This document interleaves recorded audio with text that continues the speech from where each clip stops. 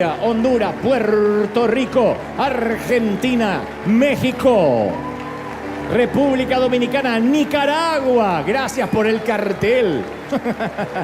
Dios le bendiga. Perú, a todos ese caluroso aplauso. Estamos aquí transmitiendo en vivo, en directo para todo el mundo. ¡Qué lindo!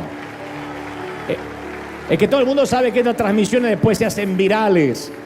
Y hay un montón de gente, gracias con esa bandera. Faltó la de Argentina, por eso hay menos unción hoy que otros días.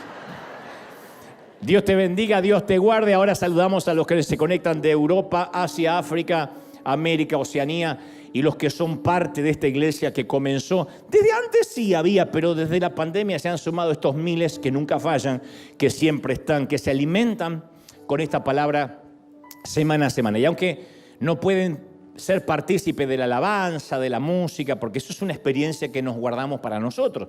No para nosotros, para el que viene aquí, porque si vienes vas a vivir la experiencia. No queremos que la pantalla enfríe o no le haga justicia a lo que se siente aquí. A veces la pantalla es bastante fría, es distanciadora, y cuando uno ve algo no es lo mismo que vivirlo. Entonces cuidamos esa experiencia, la cuidamos mucho. Hasta hace unas semanas teníamos en los televisores, en los plasmas de afuera, en las pantallas de afuera del servicio en vivo, tampoco ya lo tenemos. Sí lo tenemos en la pantalla gigante de la nursery, en el teatro familiar, donde los papás van con sus chicos y se ponen molestos, pero ya no los tenemos afuera, en el lobby, en el café, en el bookstore, porque queremos cuidar la experiencia para que nadie diga, bueno, lo escucho desde afuera, mientras que voy al baño. Antes estaba hasta en los baños del servicio. La gente adoraba desde su sitio cómodo. Y ahora ya no. Entonces, eso lo hacemos no por egoísmo, sino para cuidar la experiencia y especialmente para honrar, en este caso, a los que hacen lo imposible para estar aquí desde temprano, haciendo filas de las 5 a 6 de la mañana. Honramos a todos los que están aquí, de verdad. Gracias por estar. Gracias.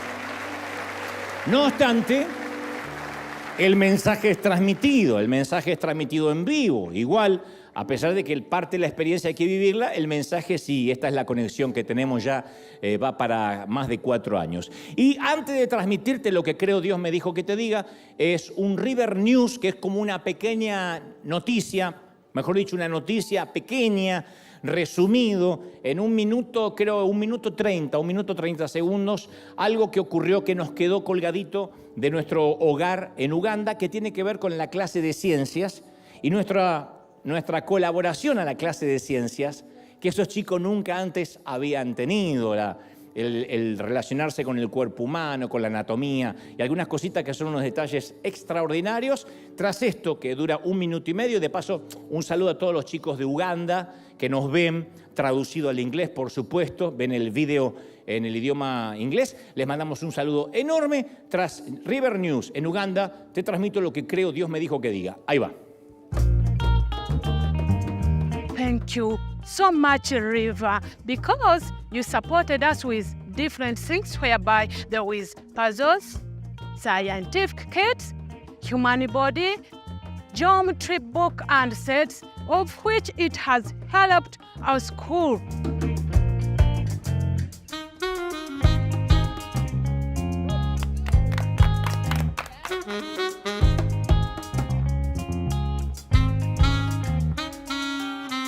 Thank you, River Arena, for supporting our education by giving us zero to the system. We really thank you so much, River Arena. We love you.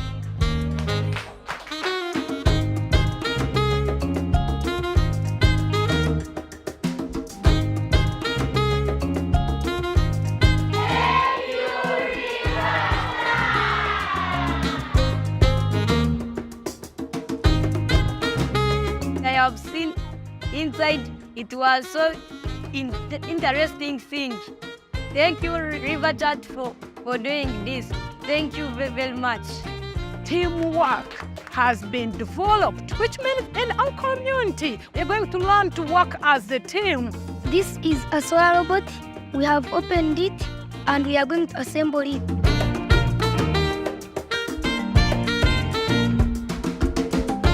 It's using the direct power from the sun. It goes direct to the engine. Wow!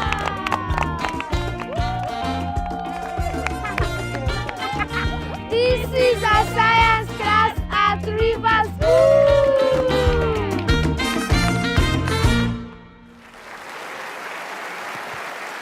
Nos miran todos los chicos de ciencias, ¿eh? Son nuestros chiquitos, son nuestros hijitos, 260 y tantos chiquitos que dependen de nosotros. Son nuestros hijos, los adoptamos de manera legal. Les damos de comer, ahora 4 veces al día. Antes era 3, ahora son 4 veces al día, con desayuno, almuerzo, merienda, cena. Los alimentamos, los vestimos, los uniformamos y ya estamos inaugurando pronto el high school. O sea que tenemos hasta ahora la escuela primaria, pero al tener el high school lo vamos a retener un poquito más de tiempo. Después nos falta casarlos y después ya los soltamos. ¿Estamos listos para recibir, sí o no? Muy bien. Yo crecí en una iglesia cristiana evangélica, en una tradición por la que estoy profundamente agradecido. De otro modo yo no estaría aquí. Crecí en la tradición cristiana, pero también vale decir que en esa tradición no se apreciaba mucho la vida intelectual. Cualquier autor, cualquier cita, cualquier enseñanza que estaba fuera de la Biblia, que no era necesariamente antibíblico, simplemente no era escritural. Entonces era necesariamente humanismo o nueva era. Cuando algo no entendíamos decíamos, debe ser nueva era. Nunca entendimos un cuerno que era la nueva era, pero lo que nos sonaba sospechoso decíamos, eso suena a nueva era. Había mujeres que se iban a dar masajes, por ejemplo, y ponían esa musiquita suave con las velas, decían, música de nueva era, reprendo Satanás. No tenían la menor idea de lo que era. Pero lo que era medio esotérico, así pensamos, esto es nueva era y esto viene del diablo. Aun cuando se decían frases, algún predicador un poco audaz que mencionaba alguna cita de la literatura universal que no era de la Biblia, se miraba con sospecha. Yo me acuerdo una vez un predicador que visitó una iglesia local y mencionó en su mensaje a Sigmund Freud. Fue muy conocido el episodio. Mencionó como al pasar, hizo una mención a Sigmund Freud. Y apenas terminó, el pastor local le dijo, ¿por qué menciona gente mundana en mi púlpito? ¿Acaso no le alcanza la Biblia? ¿No le alcanza a los hombres y mujeres que aparecen acá? Y el caballero, el predicador, respondió, yo solo hice una mención a quien fue una de las mentes dominantes del siglo XX, un brillante neurólogo que ganó el galardón Goethe por su influencia sobre la lengua alemana, fue uno de los forjadores de la mente moderna. Y usted me dice que yo lo tengo que descartar, que no lo puedo ni mencionar, porque usted no puede mencionar un solo título de los libros que Freud escribió. Y luego dijo la magnífica frase épica que se hizo viral en ese entonces. Perdóneme, pastor, pero el estar más capacitado intelectualmente no me hace menos espiritual. Que sea intelectual no me hace un carnal. Entonces a veces uno sin querer tendemos a hacer de la ignorancia, de la falta de preparación, del desdén, una virtud. Con eso de que Dios usa mulas, pensamos que todos somos mulas y somos el burro de Shrek y Dios nos va a usar. Porque uno dice, bueno, pero que Dios usa cualquier cosa, sí, pero eso no nos da la licencia de hacer de la ignorancia una virtud. Yo siempre suelo hacer énfasis que la neurogénesis, y esto lo hablé en muchas ocasiones porque es un tema recurrente y favorito, la neurogénesis nunca se detiene en el cerebro adulto. El cerebro es el único órgano que nunca deja de crecer. El cuerpo en un momento ya deja de crecer, se terminó el estirón. Así que los que son chaparritos perdieron la esperanza si pasaron los 30 años, ya está. Después uno pega diferentes estirones en la adolescencia, pero todo deja de crecer. Pero el cerebro nunca deja de crecer. El cerebro y las orejas de los varones. No sé por qué las orejas nos van creciendo como cocker. Yo siempre cuento que mi papá parecía Lassie y encima era sordo. Tenía las orejas así, papá, decía. ¿Para qué tanta oreja? Algún día cuando llegue al cielo le voy a preguntar por qué nos crecían las orejas los varones. No tengo la menor idea. Pero además de las orejas nos crece el cerebro. Va creciendo. En toda la creación no hay nada más misterioso que ese 1,5 kilos de materia gris que está alojada en el cráneo humano. Esa es la obra magna. Esa es la creación cumbre de Dios. Esa es la cereza del pastel. En mi país dirían, es la frutilla del postre. La cereza, es lo más complejo que tenemos. En líneas generales, en palabras simples, el cerebro consiste en 2 hemisferios conectados por 300 fibras nerviosas. 300 millones. El que tiene 300 tiene un problema. 300 millones fibras nerviosas. Y ambos hemisferios funcionan con una cronología y una tecnología y una ciencia que el hombre jamás podrá imitar, como procesadores paralelos. Entonces el hemisferio izquierdo del cerebro es todo lo lineal, lo lógico. Aquí tenemos toda la parte matemática, las ciencias exactas, y la parte derecha es lo intuitivo, lo creativo. Algunos tienen más desarrollado la parte creativa, generalmente los diseñadores gráficos, los músicos, los que componen canciones, los narradores, tienen más desarrollada la parte derecha. Los que son más lógicos, que generalmente se dedican a la contaduría, a la abogacía, a ciencias más exactas, generalmente tienen más desarrollado el hemisferio izquierdo. Y Dios nos creó con la capacidad de seguir aprendiendo hasta el día que muramos. Los neurólogos calculan que la capacidad que tenemos los seres humanos de aprender algo nuevo nunca se detiene. Esto es cada segundo, de cada minuto, de cada hora, de cada día, de toda nuestra vida. No hay un momento en que uno dice, ya a los 70 no puedo aprender nada, a los 80 años la cabeza no me da. No, uno siempre es un músculo. Seguramente escuchaste la frase el síndrome del desuso, que originalmente se utilizó para describir el hecho que la negligencia física destruye nuestra salud. Todo es cuestión de usar o perder. Lo que no estás usando lo pierdes. Recibe esta palabra. Si vas por la vida y se te cae algo es porque no lo estabas usando, ¿no? Es el principio básico de la fisiología.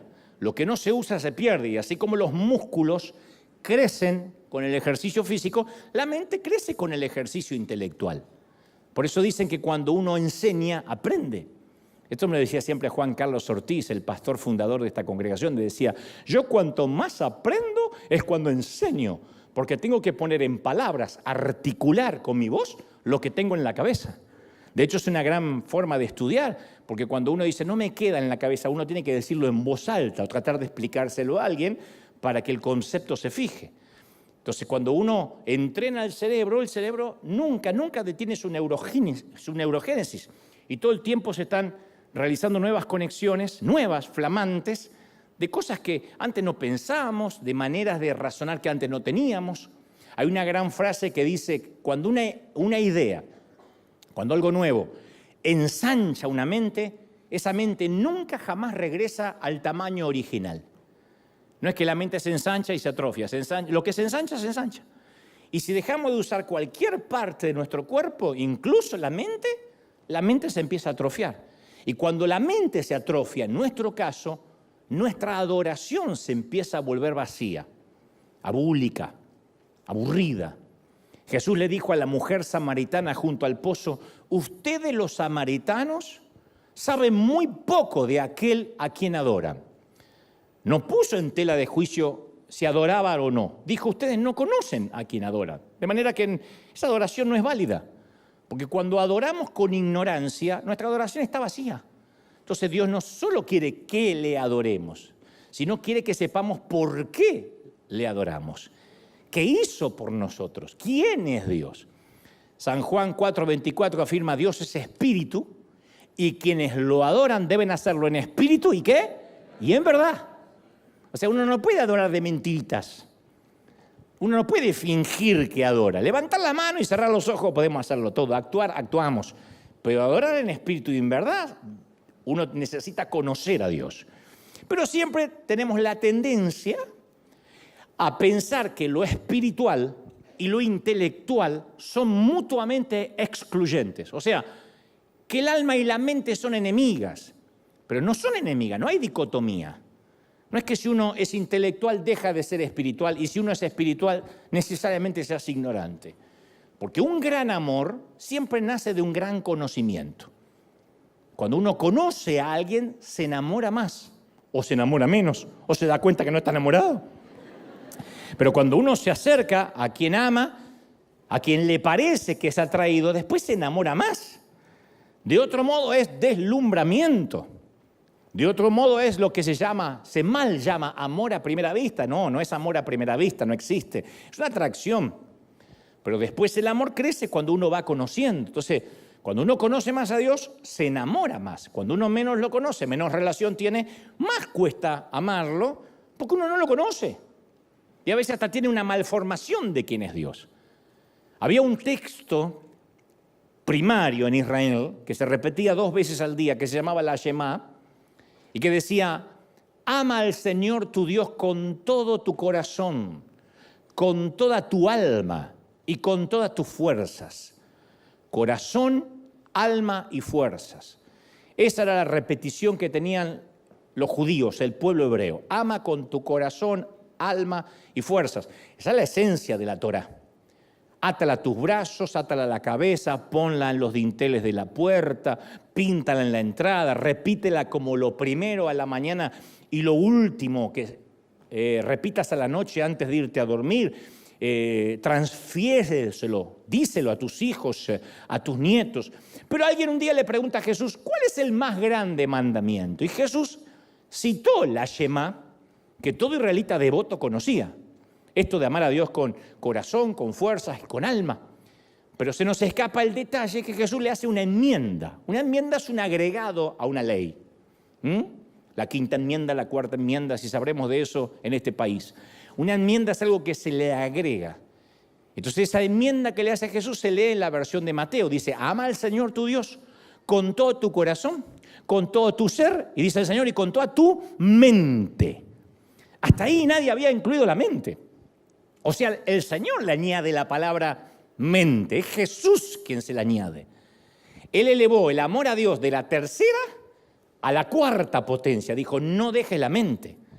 Y la mayor parte de los creyentes creemos o hemos creído que siempre ha habido un conflicto entre la ciencia y la fe. Pero a veces lo único que le decimos a cierta gente intelectual es: usted recíbalo por fe, créalo y no lo cuestione. No, pero yo quiero entender. Usted no tiene que entender nada. Reciba por fe. Ahora, reciba. Y ya está. Que le entre por la fuerza la palabra como un supositorio. Por donde sea que le entre, pero que le entre. Y el intelectual dice: yo quiero entender, ¿está mal? Sí, está mal, tiene que aceptarlo por fe, decimos nosotros. Pero nosotros nunca, a pesar de que hablamos así, nosotros nunca regresaríamos a la consulta de un médico que mira la placa de nuestro pulmón y dice: bueno, al parecer Dios permitió que aquí se desarrolle una mancha rara. Así que lo que le voy a recetar es que se vaya a su casa a orar. Regrese en 2 semanas, le sacamos otra placa para ver si Dios cambió algo. Usted dirá: no vuelvo más. ¿Por qué? ¿Dejamos de creer en Dios? No, seguimos creyendo en Dios, pero queremos un médico que comprenda el mundo natural de las causas y los efectos. ¿Para qué vamos a ir al médico? Para que se ponga a orar. Queremos un médico que tenga conocimiento, sí o no, sobre las funciones del cuerpo humano y que nos diga con fundamentos lógicos qué fue lo que causó esa mancha. Y lo más importante de todo, queremos un médico que conozca la manera de eliminar lo que sea esa mancha. No queremos que nos diga: vamos a estar orando. No queremos ni que un mecánico abra el capot del auto y diga: y déjemelo, le oro una semana y lo viene a buscar. No queremos eso. ¿Y si no lo esperamos en la clínica del médico? Si no lo toleraríamos con un mecánico, ¿por qué habríamos de esperar que la gente deje su cerebro en el bautismo? Que la gente deje de pensar, de cuestionar. ¿Por qué sentimos cierta molestia cuando alguien, algún familiar inconverso, alguien que no tiene nuestro peregrinar cristiano, quiere razonar? Y le exigimos que tiene que aceptar todo por la fe. Mira, ¿lo creas o no? Esto funciona. Es así. Literalmente es así. Hay cosas que funcionan por fe. Pero el Señor no dejó la mente afuera. No hay conflictos ni contradicciones entre la fe y la ciencia. Pero a veces, insisto, los cristianos tenemos cierto temor de que si alguien se dedica a estudiar demasiado, lo vamos a perder. Va a dejar de creer en Dios. El humanismo se le va a meter en la cabeza. Como si la comida tuviera más poder que la sal. Tenemos miedo que si nuestro hijo quiere estudiar psicología, no, a veces se nos vuelve loco y después empieza a orarle a Freud. No va a pasar eso. ¿Por qué no va a pasar eso? Estudiemos lo que estudiemos. Porque si yo desarmo mi computadora y le pido a un experto en tecnología que venga y me explique con exactitud cómo funciona una computadora, yo no voy a llegar a la conclusión de que el fabricante de computadoras no existe, de que se armó sola. Ahora que investigué cómo funciona la computadora, entiendo que se formó por el Big Bang y porque nació del océano. Yo voy a entender que alguien lo fabricó. La ciencia siempre termina conduciendo a Dios Es imposible estudiar el cuerpo humano y no concluir de que Dios lo tuvo que haber hecho. Es imposible estudiar el océano y no concluir que Dios lo creó. ¿Estamos de acuerdo, sí o no? Por eso digo, mientras más sepamos, más razones para adorar. Mientras más descubrimos y nos metemos, porque más sabemos, y cuando uno más sabe, más disfruta. Yo lo dije una vez. El enólogo, el que se dedica a sentir las texturas del vino y que te puede tomar una copa con un sorbito y te dice, creo que abusaron mucho de la madera, pero tiene un maridaje espectacular porque puede combinarse con las carnes. No obstante, hay una aspereza que se siente en el fondo de la lengua. Ese es el que conoce los secretos del vino. Después está el borracho que pisa un corcho y ya habla estupideces. ¿Qué tomaste? No sé, algo que estaba ahí negro. No tiene la menor idea. El conocer hace que uno disfrute más. El músico dice, wow, las notas que tocaron, qué increíble. El que no sabe de música dice, ay, qué linda melodía, pero no entiende nada. El conocer hace que uno disfrute más. Son sabores aprendidos, le dicen. Hay sabores que son aprendidos, que uno no tiene inmediatamente el paladar adaptado a eso, pero lo tiene que aprender. Entonces, cuando uno lo aprende, empieza a entender por qué es tan cara esta comida, este menú, porque es un sabor aprendido. Bueno, el adorar a Dios también a veces es un sabor aprendido. Al principio estamos choqueados porque nos salvó del infierno, porque trajo salvación y sanidad a la familia, pero después uno se adentra más en Dios y se empieza a enamorar más de Él porque más lo conoce. No se puede ser espiritual sin ser realmente intelectual. Al mismo tiempo que se expande la mente, siempre se expande la fe, nunca es al revés.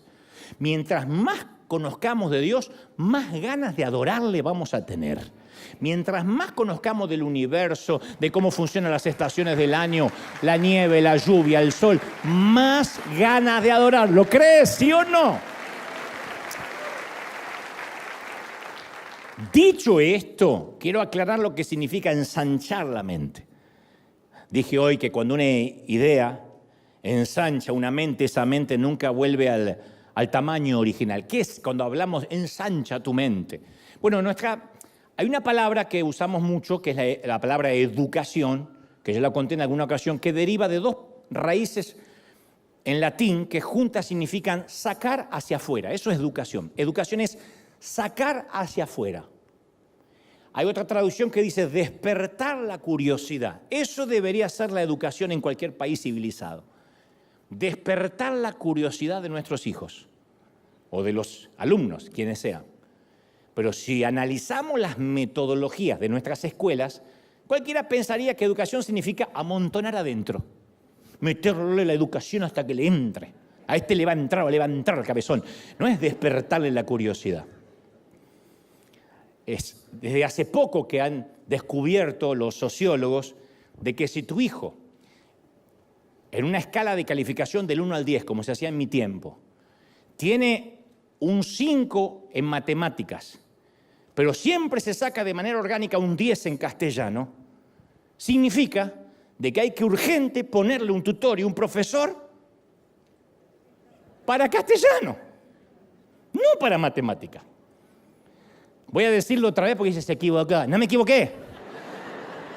Si el chamaco se saca 2, 3, 4, en una escala del 1 al 10, en matemática, en todas las materias, pero en castellano se saca un 10, hay que identificar lo que orgánicamente él fluye y en eso hay que entrenarlo. Este chico tiene una inclinación al castellano. ¿Para qué lo vamos a hacer?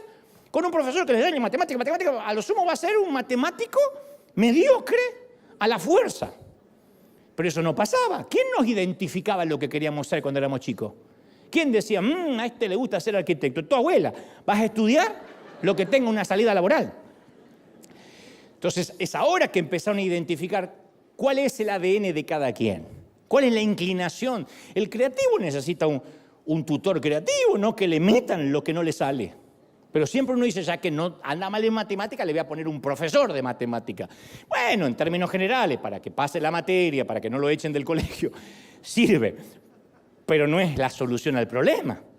Los programas académicos giran alrededor de meter conocimiento a la fuerza Y no por despertar la curiosidad natural de cada quien, de qué viaja en tu ADN, qué viaja en tus genes, qué es lo natural. Algunas cosas son heredadas, otras cosas tienen que ver con el entorno de la casa. Y en el sistema educativo de nuestros días pensamos en la enseñanza como transferencia de información. Y los maestros se paran vertiendo información en el educando y lo evalúa solo por una cosa. ¿Cuál? ¿Puede repetir como cotorra lo que acabo de enseñar? Y así estudiamos, hasta el abecedario, las preposiciones, ante, bajo, cabe, con, contra, de, dentro, calla, hasta, para, por, según, sin, sobre, tras. No sabía un cuerno para qué servía eso, pero lo repetíamos. Entonces la pregunta número 1 de cualquier clase es, profesor, ¿esto que está enseñando lo va a tomar en el examen? Y la respuesta ¿qué es? No, no lo voy a tomar. ¿Para qué lo vamos a aprender si no lo va a tomar? Yo conté una vez que en la escuela primaria, perdonen que sea repetitivo con estas cosas, pero marcan mucho el ejemplo, viene a cuento. En la escuela primaria, lo primero que nos hacían dibujar era una casa. Dibujen una casa. Y yo dibujé mi casa. Mi casa era una casa obrera cuadrada. Dibujé mi casa, las 2 ventanas, la reja que tenía, y la maestra se acerca y dice, no, hijo, así no es una casa.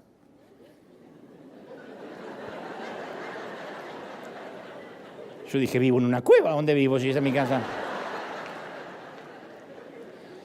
Veo que algunos dibujaron mal la casa. Voy a dibujar como es una casa. Techo a 2 aguas, siempre techo así. No había un techo a 2 aguas en toda la Argentina en mi tiempo. Chimenea, caminito, tejas rojas, un árbol en la puerta. Ahí me di cuenta que yo nunca viví en una casa, vivía en una caja de zapatos. ¿Cuál es el punto? Nos enseñan a pensar. Nos enseñan a cómo tenemos que dibujar en la casa la cual nunca hemos vivido. Y perdemos lo más importante, que es el amor al aprendizaje, el amor a querer saber más. Lo mismo puede pasar en la iglesia.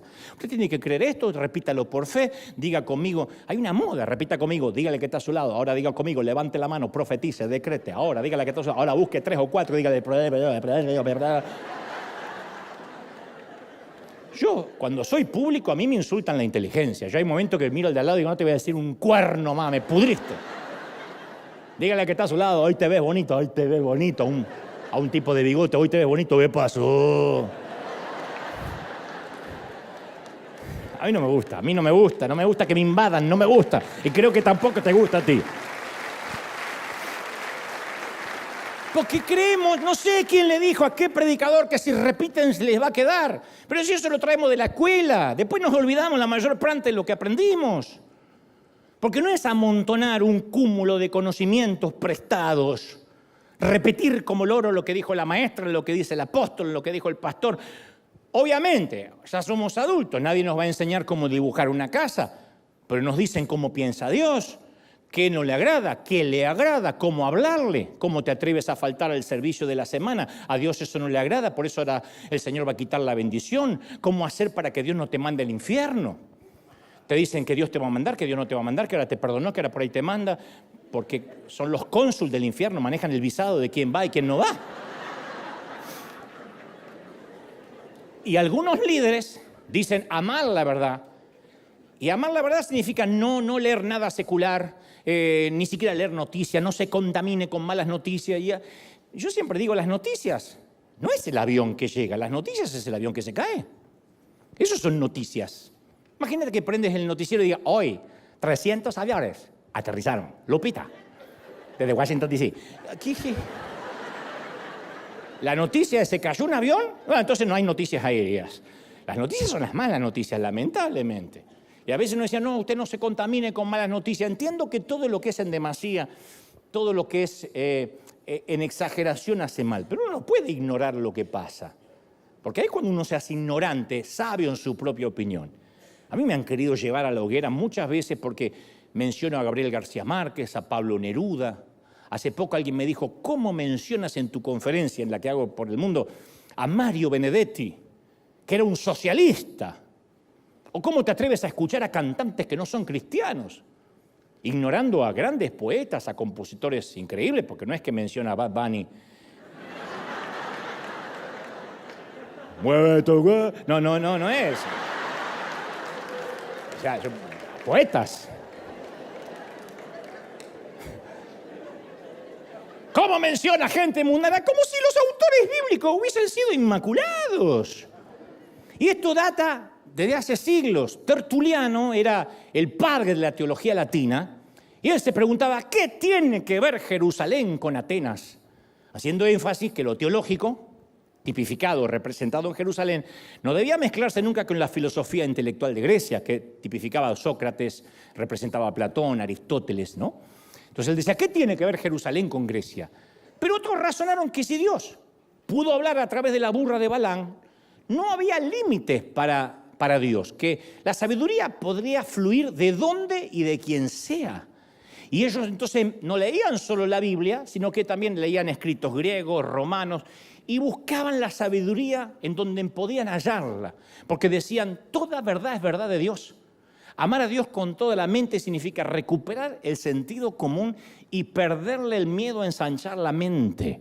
Uno puede sentir que Dios le habla, me van a liquidar por esto, lo sé, pero a veces Dios te puede hablar por una película. A mí Dios me ha hablado, pero no dije, voy a ver una película para que Dios me hable. A veces es distraerme y de repente hay una frase, algo que me golpea y Dios está, como estoy conectado, el Espíritu Santo siempre está transmitiendo. Son como las ondas de la radio, que ahora no las escuchamos porque no estamos conectados a esa onda. Pero si nos conectamos a la frecuencia, la radio siempre sigue transmitiendo, Internet sigue siempre transmitiendo, generando información. Cuando uno se conecta, no es que recién ahí Internet se conectó, nosotros nos conectamos. Y si uno está conectado todo el día, Dios te puede hablar a través de cualquier canción, a través de lo que sea. No es que necesariamente Dios está estereotipado a hablar a través del pastor, a través de un cántico nuevo, a través de una adoración. Sí, Dios habla a través de todo eso, pero no habla solo a través de eso. ¿Quién puede limitar a Dios? Dios habla a través de quien quiera, a través de un inconverso Dios te puede dar un mensaje. Darte una lección que el inconverso ni sabe que te está predicando y te dice algo que, ¡ay! Y es el Espíritu Santo usándolo. De verdad, y no es una mula. Entonces, amar a Dios con toda la mente quiere decir que no tenemos que ponernos nerviosos con respecto a dónde va a conducirme este libro, si es que realmente yo estoy buscando sinceramente la verdad. Pero a veces tenemos miedo que el saber más va a atentar con nuestra fe. Es al revés. Alguna vez me tocó leer Religiones Comparadas, porque yo ilustraba ese libro, y ahí me enteré cómo piensa un católico. ¿Qué cree? ¿Qué cree un adventista? ¿Qué cree un testigo de Jehová? Cuando uno no sabe eso, lo primero que hace es reprender, le lavaron la cabeza, el espíritu de la gran ramera, el espíritu de esto. No, son gente que tiene sus creencias.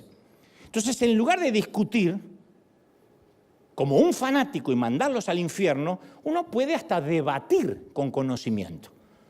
Cuando uno sabe en qué creen otras religiones, otras creencias, uno puede debatir. En Argentina hubo un presidente hace mucho tiempo en el regreso a la democracia, porque antes de eso había un gobierno de facto militar. El primer presidente de la democracia de Argentina, la democracia recuperada, se llamaba Raúl Alfonsín.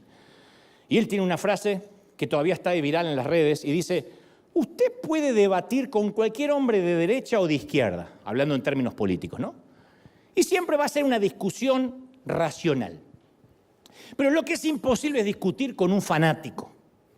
Porque le va a contestar con voluntarismo, con frases hechas, con eslogan, con cliché, con demagogia. Y la charla se va a hacer playita, ramplona. Y no es algo que el pueblo del país se merece. El fanático dice, no sé, te reprendo. Diablo inmundo, te reprendo. Y ya está, es todo lo que dice. Porque el Señor nos dio la victoria, aleluya, aleluya, aleluya. El Señor nos dio la victoria, pero no puede debatir. Lo que le quedó es la frase que le hizo repetir el pastor 42 veces como loro. Pues no puede debatir. Entonces, cuando no tenemos argumentos, solo nos queda reprender demonios.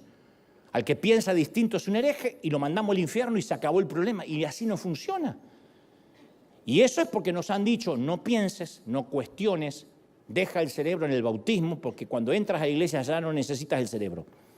El pastor va a pensar por ti. El líder va a tomar tus decisiones. Te van a decir hasta con quién te tienes que casar. Y te van a decir a dónde tienes que ir, si te puedes ir de vacaciones, cuánto tienes que diezmar, tienes que reportarte. Entonces uno dice, pues, ¿para qué necesito el cerebro? Y lo dejamos flotando en la alberca, queda el cerebro ahí. Viene el ujier, levanta todos los cerebros, una bolsa negra de residuos. ¿Cuántos se bautizaron hoy? Esperá. Como 20, pastor. Cuentan los cerebros que quedaron ahí. Una vez que entendemos lo que es ensanchar la mente, tenemos que comprender lo que es repensar. Uno dice, Dios no cambia. Y Dios no cambia. Dios es el mismo ayer, hoy y siempre. Dios no cambia. Dios no cambia. Su fidelidad no cambia. Dios no está más viejito. Dios no está más senil. Dios ahora no es un abuelo comprensivo porque se volvió viejo. Dios no cambia. Nosotros cambiamos. Dígale que está a su lado. No, mentira. Nosotros cambiamos. Y necesitamos una reingeniería de repensar lo que pensamos. Si no, no se puede ensanchar la mente. Yo siempre estoy repensando todo el tiempo. No quiero convertirme en un tipo cerrado. Esta es mi forma porque así lo aprendí. Aunque hay cosas que van a venir con la edad. A mí no me van a hacer escuchar reggaetón ni con una orden judicial. Eso tiene que ver con mi edad, pero son mis gustos que fueron cambiando acorde a mi edad. Pero yo no quiero sentir que ya tengo todo resuelto. ¿Por qué? Porque Dios no nos creó solamente con la capacidad para pensar, sino nos creó con la capacidad para repensar. Mira, todos los días nuestro mundo está cambiando. Todo cambia, desde el número de cabellos de la cabeza, que no son los mismos, hasta nuestras relaciones afectivas. Los amigos van mutando, cambiando, nosotros cambiamos. Nos encontramos con un amigo de la infancia y nos dice, ¿cómo has cambiado? No eres el mismo. Y lógico, sería un problema que seamos los mismos. La vida nos cambia. Las batallas nos cambian. El viajar nos cambia. El conocer otras culturas nos cambia. Para bien, para mal, pero cambiamos. ¿Cuántas veces en consejería uno escucha a uno de los cónyuges que alza el dedo y le dice a su esposo o esposa, tú cambiaste? Pastor, dígale, porque no es la misma persona con la que me casé. Y no. Si cambian los países, los gobiernos enteros son sacados del poder, del poder, ¿cómo no va a cambiar tu mujer? ¿Cómo no va a cambiar tu marido? Los jugadores de fútbol cambian, son viejos a los 30 y viene el recambio. Y tan pronto como aprendimos a criar un bebé, hay que aprender a disciplinar a aquel que ya empezó a caminar, ¿o no? Cuando creemos que somos expertos en disciplinar a un niño, aparecen esas extrañas criaturas en casa llamadas adolescentes, que es de la noche a la mañana. El viernes se va a acostar un niño, el sábado dice, amanece un oso. Y dice, ¿qué pasó? Es un día, una noche, como una crisálida. Se transforma el gusano en mariposa o el mariposa en gusano. No sé. Nunca paramos de cambiar. Si la última vez que viste un globo terráqueo fue ese que la maestra tenía en el pupitre, que se acuerdan antiguamente, seguramente ignora que los mapas han cambiado desde la desaparición de la Unión Soviética a los imperios alemanes, rusos, turcos, hasta las colonias que se transformaron en naciones independientes, Checoslovaquia, etcétera, desaparecieron. ¿Viste un libro de astronomía publicado hace 10 años? Bueno, hay descubrimientos recientes de hace un año que dejaron obsoleto a lo que sabíamos hace 10 años acerca del universo. Porque el conocimiento se desactualiza tan rápido como se escribe. Se imprime un libro y ya hay un nuevo descubrimiento a través de los satélites. Peor todavía, a veces un cónyuge le promete eterno amor, jura amor a su cónyuge, pero tampoco garantiza de que eso va a durar para siempre. No se puede legalizar, jurar un sentimiento para siempre porque los sentimientos, las personas van cambiando y hay que refinanciar la relación. Nuestro propio cuerpo cambia. Tenemos una capa de piel externa que se renueva cada 7 días. Hay una piel muerta que sale cada 7 días sin que nos demos cuenta. No es que se te cae la piel como un lagarto y dices, uy, alcánzame la piel, hijo. No va a pasar. Uno no se da cuenta. Cada célula de nuestro cuerpo se renueva cada 7 años. Y a medida que vamos cambiando, nuestro cerebro opera más con la memoria que con la creatividad.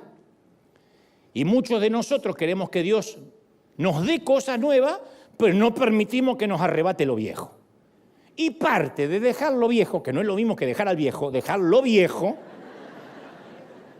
es algo que se conoce como nuestro filtro. A mí me encanta esto porque nos abre la cabeza con respecto a lo que Pablo dijo, que ahora te lo voy a contar, el apóstol. Los psicólogos dicen que todos los seres humanos tenemos un filtro para ver las cosas, la gente, el mundo. Se llama el sesgo cognitivo, que en palabras simples es la manera en que procesamos todo lo que vemos y oímos. Todos tenemos un lente cerebral. O sea que cada uno tiene una realidad subjetiva, no es objetiva. Nadie ve la realidad tal como es. Cada uno lo mira conforme a su crianza, conforme a cómo está predispuesto a ver. Por ejemplo, puede que tengamos un jefe que hace los mismos comentarios de la misma manera referente a dos empleados. Llama a los dos empleados y les da una reprimenda a los dos. Uno lo recibe como una crítica justa, constructiva, y razona: qué bueno, me ayudó a ver cómo estoy haciendo mi trabajo. No me gustó que me dijera lo que me dijo, pero aprecio la retroalimentación porque a partir de ahora sé en qué tengo que mejorar. El otro está ofendido de muerte. ¿Pero quién se cree que es para hablarme? Este igualado, que me pague el sueldo, pero no es mi amo, no soy su esclavo. ¿Cuál es la diferencia? Si habló lo mismo el jefe. El filtro, el sesgo cognitivo de cada empleado. Lo más probable es que este último, ofendido hasta la médula, haya tenido un padre maltratador y ahora ve en cada figura de autoridad, ve a alguien que lo está maltratando otra vez, ve a través de ese lente. Otro ejemplo, dos personas en el mismo servicio ahora, esta mañana. Uno llegó y dice: seguro que me van a lavar el cerebro y me van a tratar de sacar mi dinero, seguro. Yo lo conozco, me va a sacar mi plata. Otro dice: yo necesito una palabra que me recargue las baterías para toda la semana. Llega el mismo mensaje, el mismo servicio. El primero se va pensando: ¡ja, ja! Intentó lavarme el cerebro, pero no pudo, ni loco me saca $1. Mira la urna y dice: ¡eh! Y se va.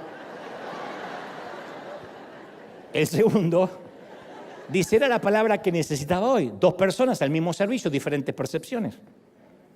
Siempre vamos a encontrar lo que estamos buscando. Siempre.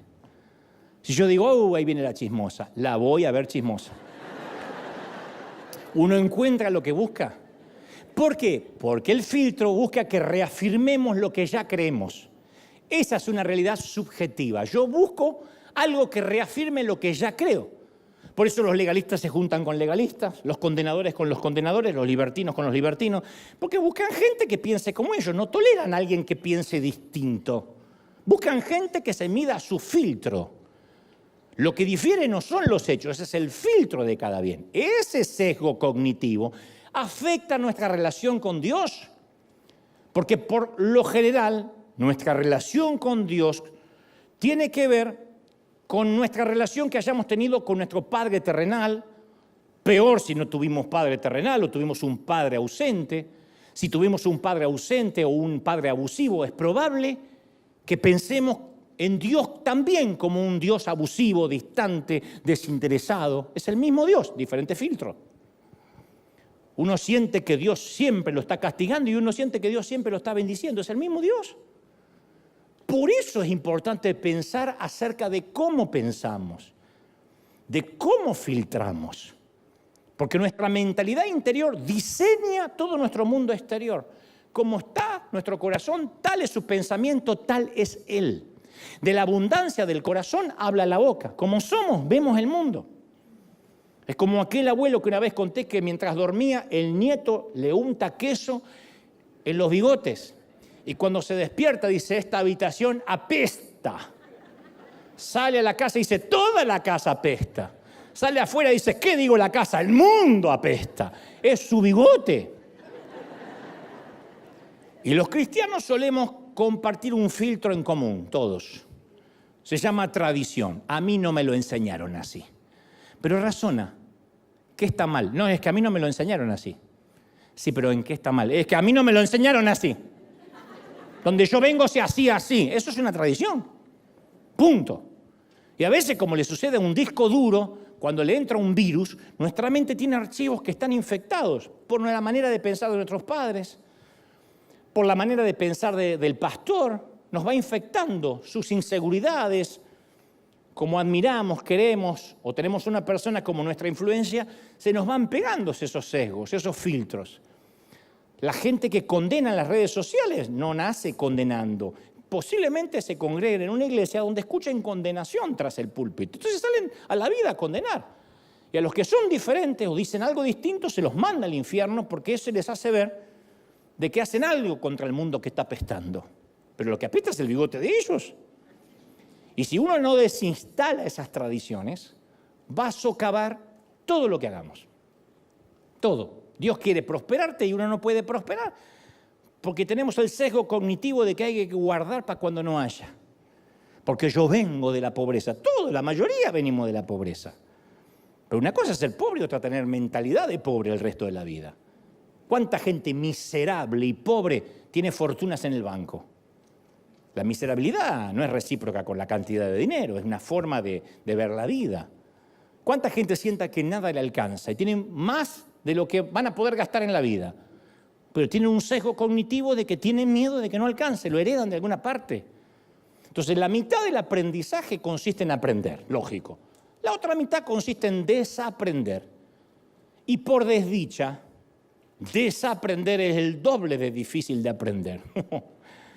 Yo no te cambio un público lleno de ateos por un público de pastores, por un público de teólogos. Porque el ateo es fácil, porque dice, a ver, sorpréndame. Y uno le puede predicar. El que ya cree que sabe, ¡oh! Los analfabetos del siglo XXI no son aquellos que no pueden leer y escribir, son aquellos que no pueden desaprender y aprender. ¿Vieron nuestros padres? Alguien debe tener un papá, una mamá, un abuelo que dice, ay, no, yo no entiendo el control remoto, no te prendeme la tele porque yo no entiendo. No entiendo estas cosas raras, prendeme. Pero mamá, te explico, no entiendo tantos botones, me pone nerviosa. No está, es una analfabeta tecnológica, no está dispuesta. No me anda el celular, no me anda, lo tienes que cargar, mamá. Ay, encima hay que mantenerlo. Y sí. No se olvida darle comida al perro y se olvida de cargar el celular. Entonces, una vez que aprendemos algo, nos cuesta horrores desaprenderlo. Una vez que creemos algo, ¡ay! Nos cuesta horrores dejar de creerlo. Porque la misma estructura mental que nos hace enseñables, nos da el mismo potencial para hacernos no enseñables. Es más difícil sacar de la mente viejos pensamientos que poner pensamientos nuevos. Esa es la gran cautividad mental. Ese es el desafío que enfrentó Jesús. Si uno analiza las enseñanzas de Jesús, era un maestro, un profesor de desaprendizaje. El 80% de sus mensajes, oíste que fue dicho, mas yo digo. Él estaba desinstalando conceptos viejos, poniendo verdades nuevas. Ustedes han oído que se dijo, ojo por ojo, diente por diente. ¿Qué decía la gente así? Amén, amén. Por eso le volé un diente a esta vieja, porque me voló. Amén. ¿Quién no va a aprobar algo que se sabe? Pero yo digo, no resistan al que les haga mal. Si alguien le da una bofetada en la mejilla derecha, vuélvanle la otra. Ahí no había amenes. Ustedes oyeron que se dijo, ama a tu prójimo y odia a tu enemigo. ¿Quién no ama un versículo así? Odia al chino que te cruzó el auto. Odia al indio de al lado que no saca la basura. Odia al hispano de la migra. Odia, ¿o no? Amén, amén, odiemos. No, pero yo digo, amen a sus enemigos. Oren por su suegra.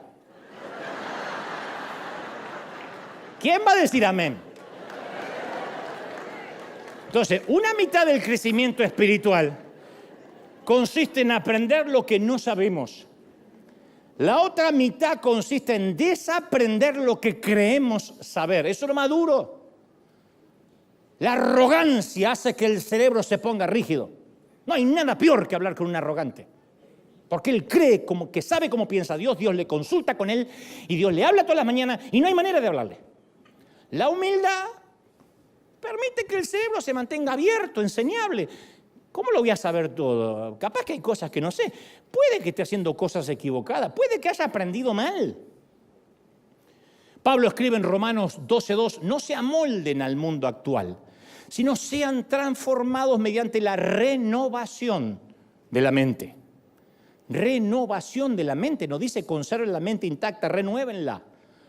Es la única forma, dice el apóstol, de comprobar la voluntad de Dios buena, agradable y perfecta.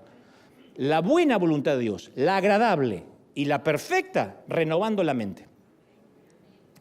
¿Qué significa no amoldarse al mundo actual?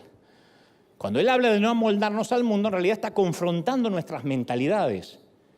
Hay un patrón de pensamiento, un filtro de tradición que se forma en nuestro interior. Y Pablo nos dice que cuando nuestra mente es renovada, es entonces cuando recién podemos conocer la voluntad de Dios. Si no, no la vamos a conocer. Vamos a pensar que la voluntad de Dios es condenar gente. Porque la gente que ataca, la gente que denigra, la gente que chismea, cree que lo hace para Dios. Como en el tiempo de las cruzadas, cuando salían a matar cristianos. Ellos lo hacían pensando que lo hacían para Dios. El Ku Klux Klan eliminaba a la gente de color pensando que era justicia divina. Entonces la gente que piensa que hace las cosas para Dios es porque no conoce cómo piensa Dios. Porque nunca renovó la mente. Entonces no puede saber cuál es la buena voluntad agradable y perfecta. Entonces este es el punto central. ¿Por qué no decimos lo que no sabemos con la misma facilidad que explicamos lo que sí sabemos? ¿Por qué los pastores creemos que siempre tenemos que tener la respuesta a todo lo que sucede? Yo creo que cuando decimos tener todas las respuestas, lo único que dejamos al descubierto son nuestras inseguridades. Porque la persona arrogante e insegura cree saber todo. El que es seguro no pierde hombría ni pierde feminidad, según el caso, por decir, esto yo no lo sé. La verdad, desasname, no entiendo. Pero tenemos tanto miedo a perder nuestro rinconcito de la verdad que nos aferramos a nuestras doctrinas y las defendemos y atacamos al que piensa diferente. ¿Qué sucederíamos? Yo siempre me pregunto si tuviésemos la valentía intelectual y espiritual de admitir nuestra ignorancia en muchas cosas. Pienso que una humilde confesión de, mira, no lo sé todo, garantiza más conversiones que nuestra mente cerrada. ¿Es así o no? No admiramos a alguien que dice, yo esto, la verdad que yo no sé. Había veces me preguntan, no lo escucho hablar del Apocalipsis porque no tengo tanta base para ponerme a hablar de la cuarta bestia, la novena, el noveno cuerno, la tercera suegra. No tengo. Posiblemente me metan en un lío. Esa ignorancia todos somos ignorantes en algo. O todo el mundo acá conoce arquitectura, o todo el mundo acá es astrónomo, o todo el mundo acá es médico. Todos somos ignorantes en muchas disciplinas, ¿o no? Bueno, vinieron todos los de Harvard hoy, pero al otro servicio vienen los ignorantes. Capaz que tengo más amenes.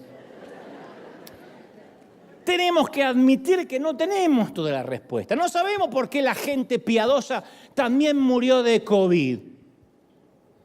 ¿Por qué hay niños que tienen leucemia? Pero sí conocemos a aquel que conoce todas las respuestas y sabe por qué, aunque nosotros no lo sepamos. ¿Sí o no? Eso es lo que tenemos que hacer. Decirle, qué sé yo, habla con Dios. Si no te lo explicará acá, te lo explicará en el cielo. Pero durante años hemos tratado de ofrecer lo que nunca debimos ofrecer. Y durante mucho tiempo ofrecimos todas las respuestas. Venga que Cristo lo va a sanar. Y hay que decir, te puede sanar, te puede no sanar. Venga que Cristo te va a prosperar. Cristo salva, sana, liberta y prospera. Nosotros teníamos un cartelito de eso. Mi papá se entregó al Señor allá en el año 1975 y permitió que en el garage de su casa colocaran un cartel que decía, Cristo salva, sana y liberta todos los días menos los lunes. Porque no había servicio ese día. Entonces, Cristo salva, sana y liberta todos los días menos los lunes. Los lunes te morías porque Cristo no te liberará. ¿Qué es querer tener todas las respuestas? Bueno, si está enfermo es porque algo habrá hecho, algún pecado oculto. Por eso le vino esa enfermedad. Si no te sanaste es porque te faltó fe. Encima que uno está sufriendo te vienen a tirar esa carga. Te faltó fe. Si te va mal es porque dejaste de congregarte y saliste de la cobertura apostólica. Si no prospera es porque hay una maldición que está sobre ti. Y luego un chinito se come un murciélago. Antes que haga la digestión, pone a todo el mundo a temblar de miedo con un virus que se propaga. Y quienes alegaban tener toda la respuesta tuvieron que encerrarse en la cocina de su casa porque esto era muy contagioso. No juzgo, obviamente, la prudencia ni las medidas sanitarias. Estuvo bien. Nadie les pidió que salgan a sanar gente. Lo decepcionante para todos fue cuando la gente notó que los pastores no teníamos toda la respuesta. que ahora también había muchas preguntas y mucho miedo. ¿Por qué Dios permitió la pandemia? ¿Por qué permite la guerra? Ni idea, yo qué sé. Dios no nos mandó a tener toda la respuesta. Quiere que ofrezcamos una relación con el Padre a través de Jesucristo. Esa es nuestra tarea, ¿sí o no? Alguien tiene que decir amén. ¿Sí o no? Ahora sí, amén. Y esa relación es la respuesta a todas las preguntas. Entonces, conducimos a la relación con Dios y Él nos da las respuestas. Y te voy a decir esto, voy a agregar algo más. No está mal tener dudas. Incluso si nuestros hijos, si tus hijos, pasan por un periodo que comienzan a dudar de Dios o cuestionan tu fe o la fe, no se trata necesariamente, en el 99% de los casos no lo es, de un demonio. No hay que orarle por las noches, no hay que ungirlo con aceite mientras duerme, no hay que agarrar esas canoas que se ponen en las patas y ungirle la zapatilla. No. Lo mejor es decirle, hijo, entiendo que estés dudando, ya vas a tener tu propio encuentro con Dios. Eso te va a dar credibilidad. Y tu hijo va a sentir que eres un padre racional. No estoy hablando de un chiquitito que tiene que obedecer porque es chiquito. Estoy hablando de 15, 16, 17 años y empieza a cuestionar. Tienes que decir, está bien, yo no te pido que dejes el cerebro en el bautisterio porque yo no lo dejé. No espero que lo hagas. Yo fui criado en un hogar de padres cristianos. A mis 7 años de edad, ellos se entregan a Cristo. O sea, pasé la gran parte de la niñez en un hogar cristiano. Pero nacer en un garage no me transforma en un automóvil. Yo puedo nacer en una pecera y no voy a ser Nimo. Eso es así. Entonces tuve que abordar mi propio lote de dudas. Las dudas son algo garantizado en los hogares cristianos. Las dudas no se resuelven enviando al chico a una escuela dominical para que el maestro le enseñe o metiéndolos en un colegio cristiano que le obliguen a meter Biblia. No. Las cosas básicas a veces de la fe en los hijos de cristianos están tan incorporadas que a veces las damos por sentado. Y hay que examinarlas antes de hacerlas propias, antes de heredar la fe de los padres. De otro modo, los hijos de cristianos heredan de segunda mano, de forma prefabricada, la fe de sus padres. Y eso no es una fe viva, no es una fe que respira, es algo vacío. Lo peor que nuestros hijos cuestionen la fe, mejor dicho, que nuestros hijos cuestionen la fe no es lo peor. Que tu hijo diga, bueno, yo a veces me cuesta que venga a la iglesia, no lo veo escuchando alabanza, eso no es lo peor. Eso es saludable, porque va a hacer que no herede la fe de sus padres. No va a ser el famoso nieto de Dios. Dios no tiene nietos, Dios tiene hijos. No es que como yo soy creyente, él es nieto. No, él tiene que tener su propio encuentro con Dios. Está bien que resuelva sus propias preguntas. Tú le das un entorno, un hogar cristiano, tiene que ver que el hogar adora a Cristo, que en el hogar se habla de Dios, si es posible un devocional familiar. No obstante, él va a tener que tener su propio encuentro con Dios. Que él pase un periodo de rebeldía no está mal. Todos hemos sido rebeldes, hagan memoria. Ay, yo no. Encima Alzheimer. Hagan memoria. Todos hemos pasado un tiempo de rebeldía. ¿Saben cuál es el problema en nuestros hijos? El gran problema, especialmente en los Estados Unidos de América, el relativismo. El me da lo mismo. Hijito, ¿tú qué piensas de Jesús? Yo no tengo problemas con él. De hecho, tengo una cruz. ¿Y cómo es Jesús? Yo los amo, a él, a John Lennon, a Bono de U2. Amo a Jesús, a Taylor Swift. Ese es el problema. Padecer el síndrome Pilato. Pilato estuvo por liberar a Jesús porque lo veía a Jesús como un buen tipo. Pilato ni creyó en Jesús ni le tenía bronca a Jesús. Pilato lo vio como un buen tipo. Le decía, dame una razón para que te deje libre, hombre. ¿Qué hizo? Le preguntaba a los judíos, ¿qué les hizo este hombre? Se considera rey de los judíos, pero en serio, no manchen, ¿qué les hizo? Pero no era que creían en Jesús. La mujer de Pilato dijo, no tengas nada que ver con este justo. Él no escuchó a la esposa. Él lo que quería era liberarse de este tipo. Y al no escoger, escogió. Fue relativista, le daba lo mismo, soltarlo, mandarlo a la cruz. De hecho, de ahí, la famosa se lavó las manos, porque literalmente se lavó las manos, que es el símbolo hasta el día de hoy. Quieren matarlo, mátenlo, al cabo es su víctima. Ese relativismo es el problema de los Estados Unidos de América. Ustedes agarran a cualquier gringo y te dicen, yo creo en Dios. Yo creo en Dios, Dios es principal. ¿Cuándo fue la última que fuiste a la iglesia? No recuerdo, pero yo creo en Dios y también Superman. No tienen la menor idea. Ese es el problema. Y nuestros hijos pueden contagiarse de eso y estar muy cerca de la cruz y lejos de Cristo.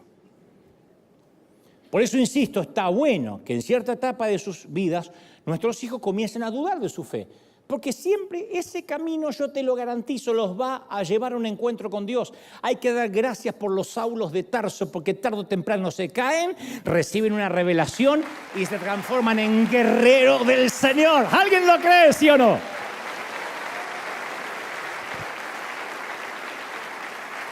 Incluso a los propios seguidores de Jesús le costaba trabajo de creer. Y habían visto milagros, lo habían visto caminar sobre las aguas, resucitar muertos. Tomás, uno de los seguidores de Jesús que no creía que Jesús resucitó. Al parecer Santiago, quien era medio hermano de Jesús, tampoco creyó durante un largo tiempo. ¿Por qué? Porque somos las únicas criaturas que necesitamos entender. Nosotros razonamos. Los perros no razonan, los gatos no razonan, reaccionan por instinto. Aunque me diga, ay no, mi gato es tan amoroso. Reacciona. El gato no se levanta y dice, hoy me siento perra.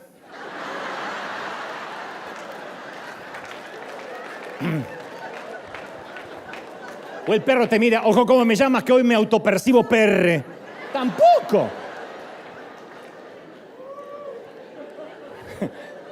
Reaccionan. Nosotros somos que razonamos. Así que si estás razonando y a veces tienes dudas, ¿estás bien acompañado? ¿Dónde está el niño que perdí? ¿Por qué Dios quiso llenar una cuna para luego permitir vaciarla? ¿Cuál es el significado de mi vida? ¿Qué hubiese pasado si hubiese tomado otro camino? Sufrimos a veces esa especie de vértigo espiritual que la llamamos duda y pensamos que encima que nos pasa lo que nos pasa, Dios nos debe odiar porque dudamos. Y a veces toda la estructura sobre la cual formamos nuestra vida, sea un matrimonio, una casa, unos hijos, una carrera, se desploma. Y toda creencia que teníamos se ve amenazada con un diagnóstico de metástasis. Y decimos, ¿por qué, Señor? ¿Por qué? E inevitablemente, ¿qué pasa? Dudamos. La duda no es lo opuesto a la fe, es la oportunidad de tener fe. El enemigo de la fe no es la duda, es el descreimiento, el relativismo, el me da lo mismo. Me da lo mismo venir a la iglesia o hoy quedarme a ver el Super Bowl. Me da lo mismo comerme unas carnitas con mi compadre que hoy ir a tomar la Santa Cena. Ese es el problema. Ese es el público más difícil. Es negarse a pensar, dejar el cerebro en el bautismo. Ahora, yo bendigo a los que dudan. A mí me gusta cuando estoy charlando con muchos artistas, con muchos políticos que se me sientan a la mesa y me dicen, a ver, explícame. Si Dios es amor, ¿por qué pasó lo que pasó en Ucrania? A mí me encanta ese tipo, porque con ese se puede debatir. Porque quiere saber, porque tiene dudas válidas. Y yo tengo respuestas válidas. Y si no tengo respuesta, le digo, no tengo la menor idea. ¿Qué sé yo? Me hace creíble. ¿Cómo no tener la menor idea? Si yo no soy Dios. Yo sirvo al Señor. Sé quién tiene la respuesta, pero yo no las tengo. La duda es un aspecto necesario del viaje de la vida. Y leemos en la Biblia y encontramos gente que dudó en varias curvas del camino. David, Job, Salomón, Jeremías. De hecho, el propio primo de Jesús, Juan el Bautista, el propio primo. Quien lo había bautizado, quien vio la paloma descender desde los cielos y escuchar a Dios decir, este es mi hijo amado. Ese dudó, el primo. Porque una cosa cuando uno está allí en la revelación, pero cuando estaba bajo arresto, bajo el rey Herodes, envió a sus hombres a Jesús a preguntarle, ¿me puedo morir tranquilo? ¿Eres tú el que iba a venir o todavía hay que esperar a otro? Y Jesús dijo que Juan fue el más grande hombre nacido de mujer. Ya había pasado un tiempo ahora que estaba en la cárcel desde que Juan había bautizado a Jesús. Pero ahora, lejos de las multitudes, dentro de la oscuridad de la celda, le agarró la duda. Así que no pudo evitar hacer una pregunta directa. ¿Eres el verdadero? Si esto le pudo suceder al más grande hombre nacido de mujer, ninguno está exento. Al Señor no le molesta que vayamos ante Él con dudas. ¿Por qué me pasó lo que me pasó, Señor? Jesús no dijo, ¿cómo mi propio primo se atreve a dudar? Lo maldigo. Le respondió, vayan y díganle a Juan que los ciegos ven, los sordos oyen, los cojos pueden caminar, la gente se está sanando. Díganle que no hay que esperar a otro. Le satisfizo la duda.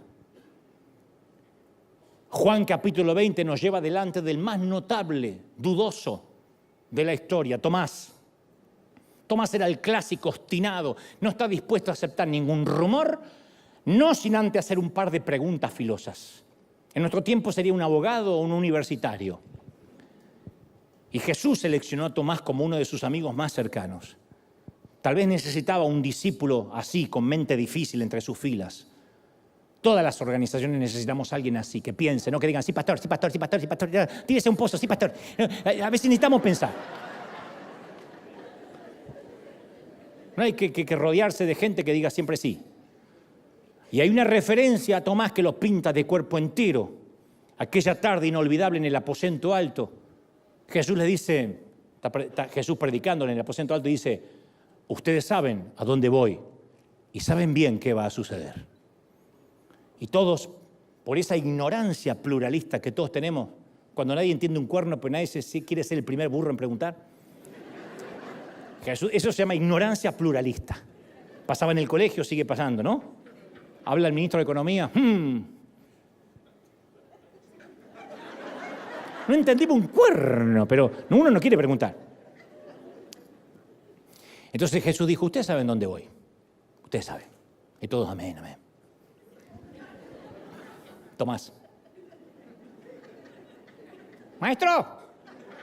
Maestro. ¿Sí? ¿Qué pasa, Godínez? ¿Qué pasa, Tomás? No tenemos idea dónde vas. ¿Cómo vamos a saber dónde vas? Y todos agradecen porque alguien se te vio a repreguntar. O sea, Tomás no acepta la sutilidad de las indirectas. Él es amante del lenguaje directo, las palabras claras. Tomás es como muchos de ustedes, le gusta lo pragmático, no da nada por sentado. Tomás iba a todos lados donde iban los 12. Uno puede tener fe, ver milagros y aún así tener preguntas. Y en Juan 20:25 Tomás dice, después que Jesús le dicen que resucitó, miren, no se enojen, pero si yo no veo sus manos y la señal de los clavos y meto mi mano en el lugar de los clavos y meto mi mano en el costado, yo no voy a creer. Tomás respondió con el credo de los escépticos. Voy a creer, perdónenme, voy a creer cuando yo lo sienta. Yo tengo que hacer mi propia evaluación si no les molesta, muchachos. Y nosotros estamos dispuestos enseguida a condenar a Tomás porque insistió en validar las noticias. Nunca dijo esto es imposible, nunca descartó los milagros, nunca dijo fue un timador. Simplemente quería examinar la evidencia personalmente. Otra escena, el mismo cuarto 8 días después, Juan 20:26. 8 días después estaban reunidos sus discípulos dentro y con ellos Tomás. Y llegó Jesús, entrando por las puertas cerradas, se puso en medio y le dijo, paz a vosotros. Es significativo que a pesar de su reserva, Tomás se quedó entre ellos. Nosotros solemos echar y reprender al que duda. ¿Y cuál es el discípulo que tuvo el testimonio más genuino? ¿Quién más que él puso su mano donde habían hundido la lanza? ¿Quién puso un dedo tembloroso en sus muñecas?